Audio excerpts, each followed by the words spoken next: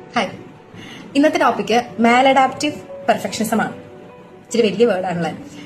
Okay, maladaptive perfectionism എന്നുള്ള word കേൾക്കുമ്പോൾ നമുക്ക് ആദ്യം പെർഫെക്ഷനിസം എന്നുള്ള വേർഡിനെ ആയിരിക്കും നിങ്ങൾക്ക് ആദ്യമായിട്ട് പെട്ടെന്ന് നിങ്ങളുടെ ശ്രദ്ധയിൽ ഉണ്ടാവാം.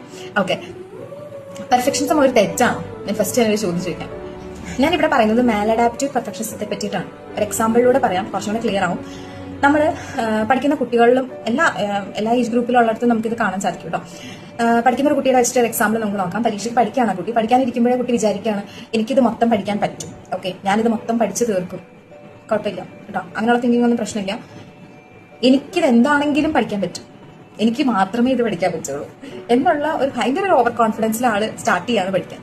പഠിച്ച് വന്നു കഴിഞ്ഞപ്പം ഏതോ ഒരു പോയിന്റ് എത്തിയപ്പോൾ ആൾ സ്റ്റക്കായി. ആൾക്കിത് മനസ്സിലാവുന്നില്ല, ഫ്രണ്ടിലോട്ട് എന്ത് ചെയ്തിട്ടും പോകാൻ പറ്റുന്നില്ല. ആള് പലയിടത്തും ഹെൽപ്പൊക്കെ ചോദിച്ചു, പക്ഷെ ആൾക്കത് മനസ്സിലാക്കാൻ പറ്റുന്നില്ല. പക്ഷെ ഒരുപാട് എഫോർട്ടൊന്നും ആ കുട്ടി ഇട്ടില്ല. കുട്ടി ഉടനെ തന്നെ ഡിസൈഡ് ചെയ്തു, ഞാൻ ഈ സബ്ജക്റ്റേ പഠിക്കുന്നില്ല. കാരണം എന്താ, എനിക്കിതിനകത്ത് പെർഫെക്റ്റ് ആവാൻ പറ്റില്ല എന്നുള്ളത് കുട്ടി തീരുമാനിക്കുകയാണ്.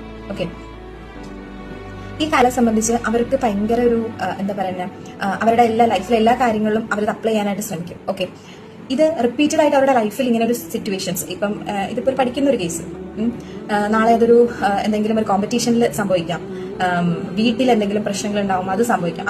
ഇതിലെല്ലാത്തിലും ഇവർ ഈ സെയിം ടൈപ്പ് ഓഫ് ബിഹേവിയർ ആയിരിക്കും ഇവർ കൊണ്ടുണ്ടാവുക.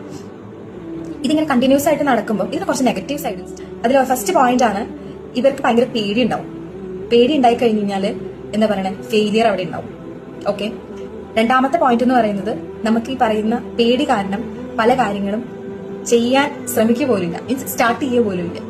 ആദ്യം തന്നെ ഒരു നോ പറയും, എനിക്ക് പറ്റില്ല, എന്നെ കൊണ്ട് പറ്റില്ല, പെർഫെക്റ്റ് അല്ലെങ്കിൽ ഞാനൊരു യൂസ്ലെസ് ആണ് എന്നൊരു ബ്ലാക്ക് ആൻഡ് വൈറ്റ് തിങ്കിങ്ങിൽ നിൽക്കുന്ന ആൾക്കാർ ഇതിനകത്തിന് പെടും. സ്വന്തമായിട്ട് തെറ്റുകൾ സംഭവിച്ചു എന്നിട്ട് ഭയങ്കര ഹാർഷായിട്ട് തന്നെ സ്വന്തമായിട്ട് തന്നെ കുറ്റപ്പെടുത്തുകയാണ്. ഇതിനെ സെൽഫ് ക്രിട്ടിക്കൽ തിങ്കിങ് എന്നാണ് പറയുന്നത് കേട്ടോ.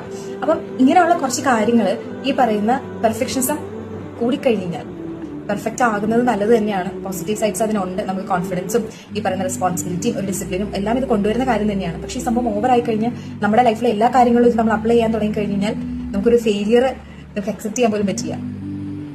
അല്ലെങ്കിൽ ഒരു നോ കേട്ട് കഴിഞ്ഞാൽ നമ്മൾ തകർന്നു പോകും. ഓക്കെ, ഇതൊക്കെയാണ് ഇതിന്റെ ഒരു നെഗറ്റീവ് സൈഡുകൾ. നമ്മൾ പെർഫെക്ഷനിസ്റ്റ് ആവുന്നതിലും ബെറ്റർ നമ്മൾ നല്ലൊരു പ്രോഗ്രസ് ഉള്ള ഒരാളാവുക എന്നുള്ളതാണ്.